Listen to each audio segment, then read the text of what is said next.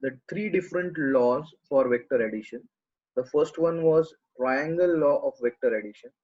The second law was related to law of polygon for more than two vectors, you can see. And then we did discuss about parallelogram law of vector addition, which was the modification of triangle law. Now what this law says, it says a very simple thing. If a bar and b bar are the two vectors and the angle between them is theta, and they are represented by two adjacent sides of the parallelogram, which you can see in the figure. So a bar and b bar are the two vectors which are represented by two adjacent sides of the parallelogram, and the angle between them is theta. Then according to the parallelogram law, the resultant vector or the addition of the two vectors, vector addition, will be given by the diagonal of the parallelogram, which starts from the same common point. Means it starts from this particular point. It could have been other diagonal also, but specifically we are talking about this particular diagonal, which will have the same starting point, and that diagonal will represent the resultant vector in this case. This was parallelogram law of vector addition. And then yesterday we established the equations for the magnitude of the resultant and the direction of the resultant, right? So the same thing we are going to, we are going to conduct that exercise, but in a different way today. And then we will go for the problems. So hopefully you have, gone through the previous session, and now we are in the continuation to that. Okay, so here you can see parallelogram law of vector addition, what it says. So if a question comes to you, there are two vectors a and b whose magnitudes are small a and small b respectively, and the angle between the two vectors they say is theta, then you are supposed to find the sum of the two vectors. A sum of the two vectors means we are going to employ parallelogram law of vector addition, and we all know what it means. Okay, so what it says is, if two vectors are considered by the adjacent sides of a parallelogram, then the resultant vector will be given by the diagonal, which starts from the same common point. This is what is being represented in the figure here. So before I show you the next slide, friends, what you can do is, and just have a quick note of this basically. So please note it down before I show you the next slide, and let me know once you're done with it.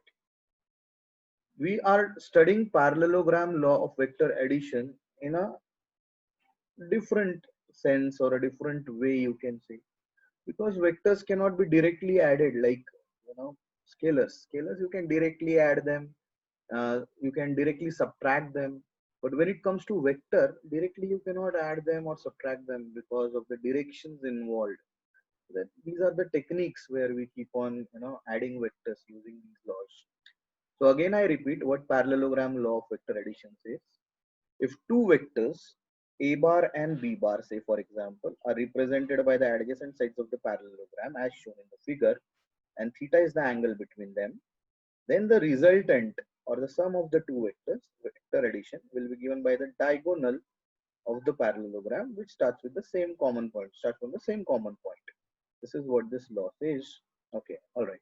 Hopefully you have noted this down. So let's move ahead. Then we'll derive the equation for the magnitude of the resultant vector then in that case. Okay. Yeah. Now there was a construction, friends. Yesterday, if you remember, what we have done, we have extended SR and we have dropped a perpendicular from P.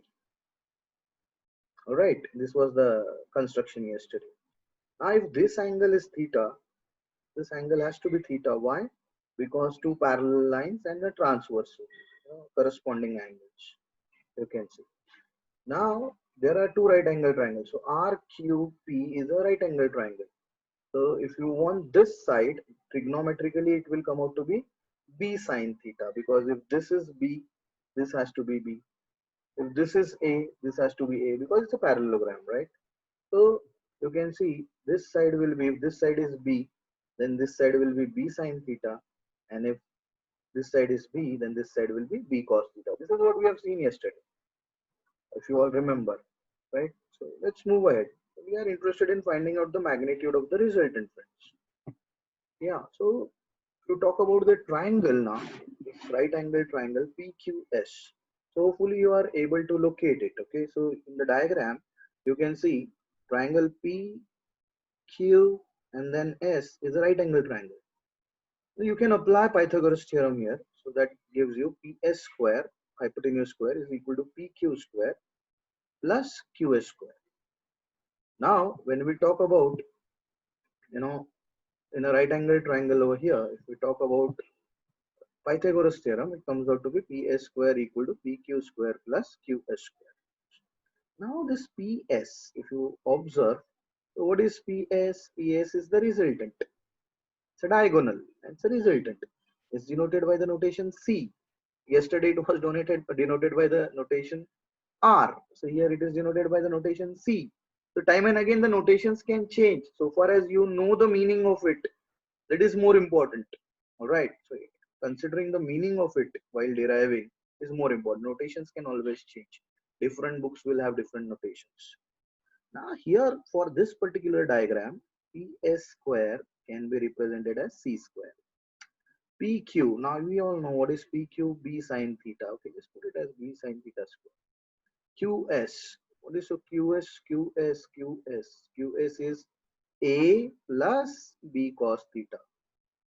So you can see QS is this entire thing in totality will be A bar or A small a plus B cos theta, because we have considered the magnitude as small a and small b over here in this case. So QS can be represented as A plus B cos theta square. Square both the sides. Let's see what happens. You extend the square. So when you square it, you can see, C square will be B square sine square theta, this term, plus, now you expand this bracketed term. What you get is A square plus B square cos square theta plus the middle term will be 2AB cos theta. Now, the same thing can be represented as C square equal to A square, you take it first, plus B square, and what remains in the bracket, if you talk about the two terms, sine square theta plus cos square theta plus 2AB cos theta, friends. Now, sine square theta plus cos square theta is 1. You all know the trigonometrical identity. So then C square, that is the resultant, will be given as, you can see, given as C square equal to A square plus B square, because this bracketed term has become 1, okay, plus 2AB cos theta.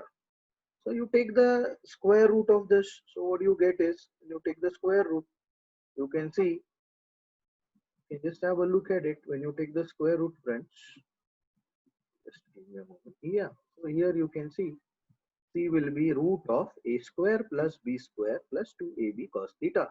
This formula is exactly same to the yesterday's formula for resultant, if you can see. Only R is R is represented as C over here, P is represented as A, and Q is represented as B. Otherwise the formula is same. So this is another way of deriving the same thing. So we have established the magnitude of the resultant as per this particular law, friends. Again, what is this law? Law is very simple. If you want to add two vectors, apply parallelogram law. And what parallelogram law says? If two vectors are represented by the two adjacent sides like A and B, having an angle between them theta, then the diagonal starting from S will represent the resultant vector. And the magnitude of the resultant vector is given by this particular formula. In this particular diagram, C will be equal to root of A square plus B square plus 2AB cos theta. If you observe, it's the same diagram, you can say, same formula. But the notations have changed and the methodology of deriving the derivation has changed. So whichever you like previous methodology, you can adopt that, or you can use this. So I'm just waiting for you to take a note of this. So quickly note this down so that I can show you the next part of the derivation, the next slide. Please let me know once you're done with it.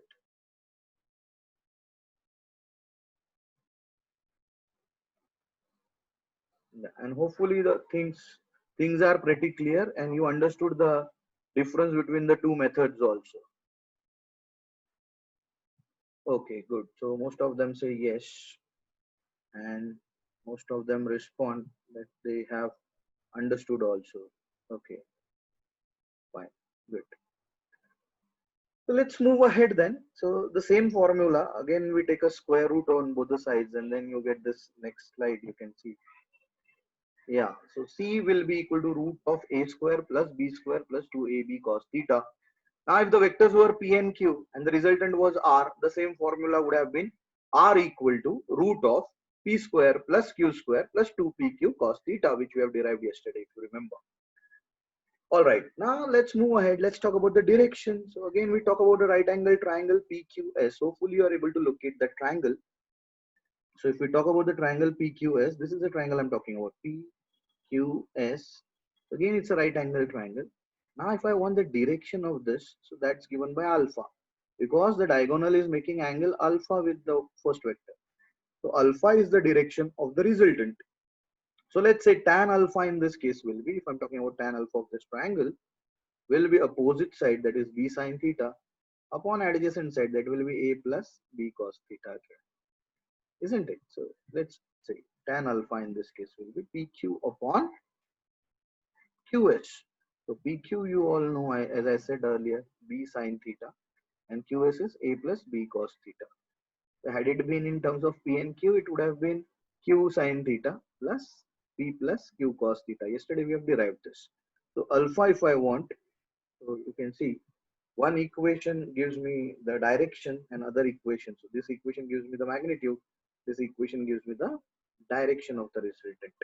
So this is something which we have derived yesterday, friends. So please go ahead and make a note of it. The same thing is being derived in a different way. If you find this method comfortable, you adopt this.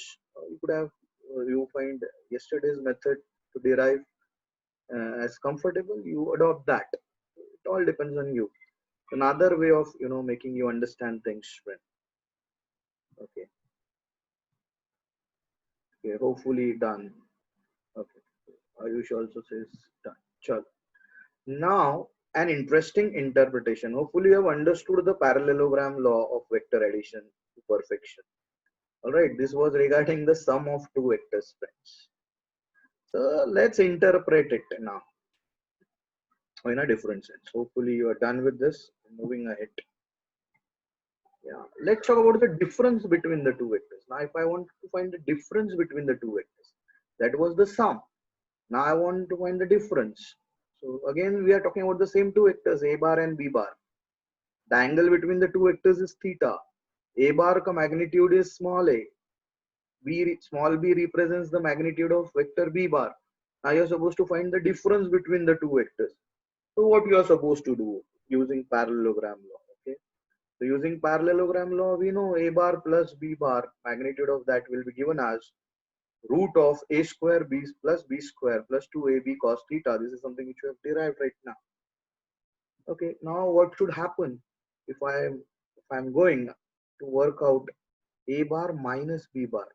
So in that case, what I'll have to do, instead of b bar in the positive direction upwards, I'll have to consider b bar in the opposite direction, and then I will have to put it as minus b bar. Now what's the difference in the angle? If this angle is theta, you can see this angle will be pi minus theta, isn't it? And now I can write a bar minus b bar can be then represented as a bar plus minus b bar. But now what is the angle between the two vectors? Because now I'm not talking about this vector, I'm talking about its opposite vector, which is in this direction. Then what is the angle between the two vectors? Pi minus theta. If this angle is theta, obviously this has to be pi minus theta, friends. So let's put it. Okay, let's move ahead. Yeah, so the resultant in this case it won't be in the upward direction. The resultant will start from the same point, but then you'll have to draw a parallelogram downwards like this. So this black color line gives you the resultant, friends. Okay, for the difference between the two vectors. So for difference between the two vectors, what I have considered, exactly opposite vector to b vector, you can see. Just extended this backwards. And then now this is the resultant, friend. We are interested in this magnitude of that. Okay, let's see. So let's that resultant instead of C. Earlier the resultant was represented by C. Here the resultant will be represented by D. And D in this case will be represented as A bar minus B bar. Why? Because ultimately you have to put it this way. This is A bar minus B bar. Alright, so this is how you get resultant. Let's move ahead. The same formula I will be using.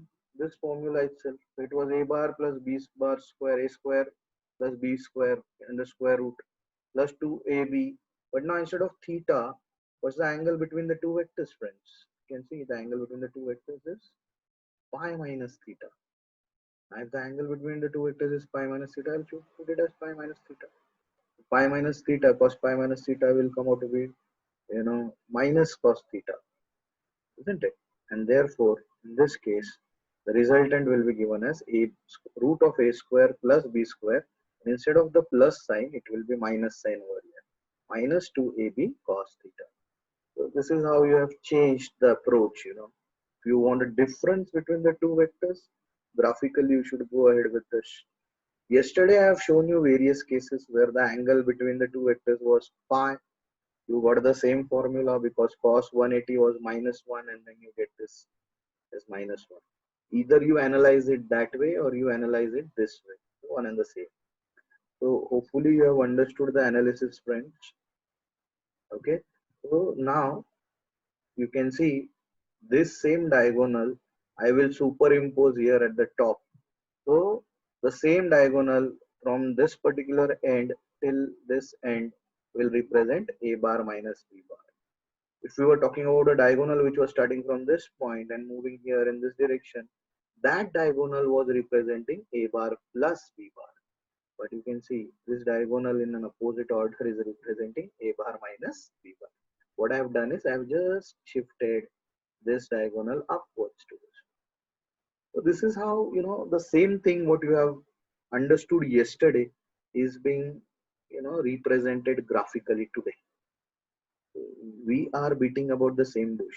Whatever we have discussed yesterday, I'm telling you how the interpretation should be graphically today. Hopefully you have understood this, friends. Yeah. So from this, you can see, if you want a bar plus b bar, this should be the diagonal starting from the common point, moving this direction. You want a bar minus b bar, then graphically this is that diagonal which is to be taken in opposite order. Hopefully you understood how to work out difference. I will show you the previous slide once again. Yeah, you can have a note of this, and then I will show you the next slide before we move ahead towards the problems related to the concepts which we have studied today.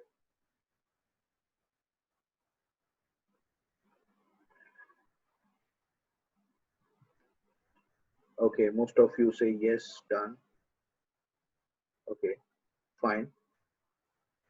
So, Samruddhi, did you understand this? This is something which we have discussed yesterday, but in a different way. And here we are discussing it in some other way, but then ultimately I believe you would have understood the discussion. You can unmute and speak, Samruddhi. Yes, sir, it's easy. Yeah, fine, no problem.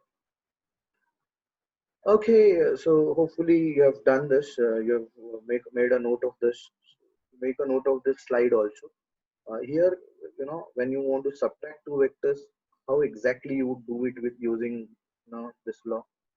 You want to add two vectors, how this law is being utilized. Both the things are being, denoted in this slide. Once you are done with it, let me know so that I can, start dealing with some problems pertaining to what we have studied today. Yeah, most of you say done. Okay, great. So we will solve some problems on what we have studied on these formulas. Okay, just give me a moment so that I can share a different screen with the people.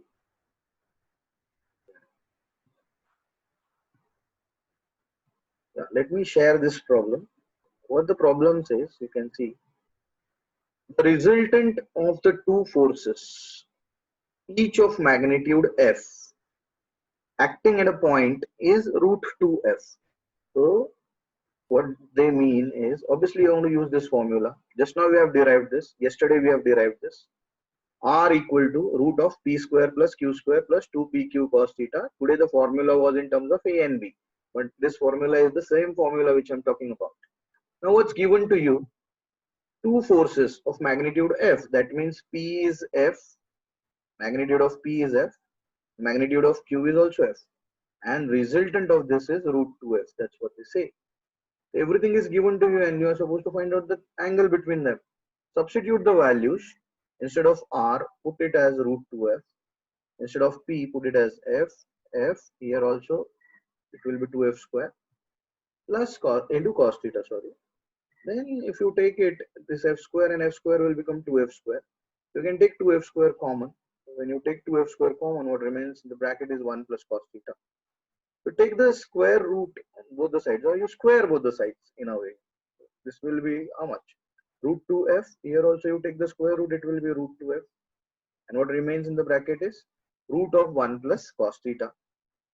Alright, then what you can do is you can cancel root 2f from both the sides. So it will be 1 equal to 1 plus cos theta. Square both the sides. It gives you 1 equal to 1 plus cos theta. What does that mean? 1 minus 1 cos theta is 0. And when can cos of any angle be 0? When that angle is 90 degrees. So these two forces are perpendicular to each other. This is what it indicates. This is how you find out the angle between the two vectors using the formula for resultant under the given situation. Hopefully you have understood this problem, friends. Please make a note of it. And once you are done with it, let me know.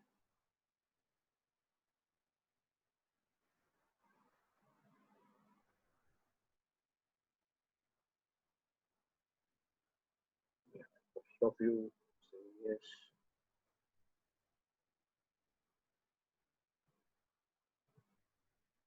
Yeah. So people say yes. Okay. Good. So let's move ahead towards the next one. Let's try and understand how to solve the next type of problem based on this concept.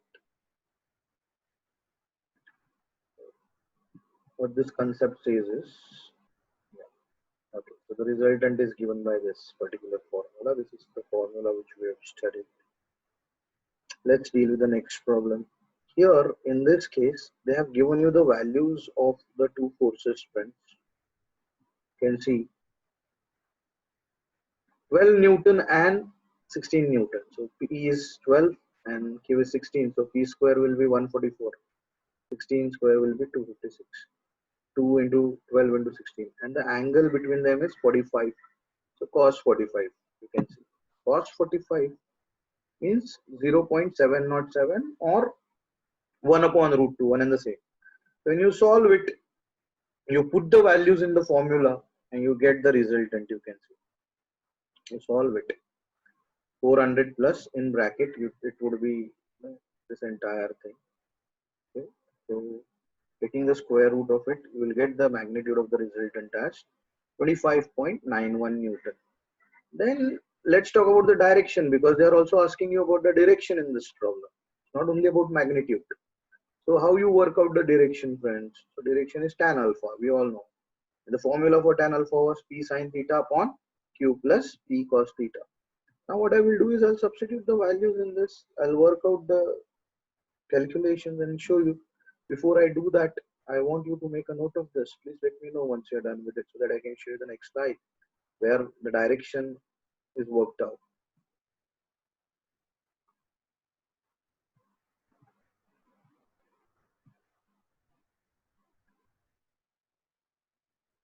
Okay. Yeah, hopefully done. So most of you say done, friends. So good. Very nice. Okay. So let's talk about the direction. Now for direction, we have this formula tan alpha equal to P sine theta upon Q plus P cos theta. Put the values of P and Q and you get the value. Okay. So P is 12 and Q is 16. We're just putting the value. Sin 45 and cos 45, it amounts to same thing, 1 by root 2 or 0.707. When you substitute these values and you solve this, you get the value as 0.3465. You take the tan inverse of this, natural tangents in log tables. You take tan inverse of this. So how you take tan inverse? This is something which you will learn in mathematics. How to take tan inverse using log tables. So log table, you will get this value. Okay, search this value in natural tangents and corresponding angle you have to work out. So the angle for this value is comes out to be 19 degrees 7 minutes.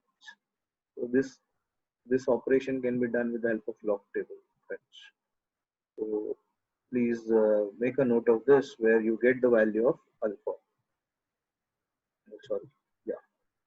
Hopefully you are making a note of it. Let me know once you're done with it.